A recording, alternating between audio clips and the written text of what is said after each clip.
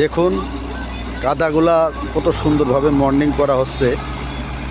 জাবের ভিতরেই অনেকটা মর্নিং হয়ে যাচ্ছে, তারপরে কিন্তু এই কাদাগুলা আবার ওই গাড়িতে উঠাবে। দেখুন, এই দেখুন কাদার ভিতরে আবার শুকনো মাটি দেখেছেন, তারপরও কত সুন্দরভাবে সে মিশিয়ে নিচ্ছে, যেন কাদাগুলো খুব সুন্দরভাবে ফিনিশিং হয়, যাতে কোনো ছোটোখাটো ভিতরে কোনো ঢেলা না থাকে। ওইদিকে কাদার গাড়ি আবারও চলে আসছে কাদা নিতে। ওই যে কাদার গাড়িও চলে এসেছে। এইভাবেই কিন্তু আজকের দিনটা চলতেছে। দেখুন আকাশেও আজকে একটু অনেক কুয়াশা পড়েছে।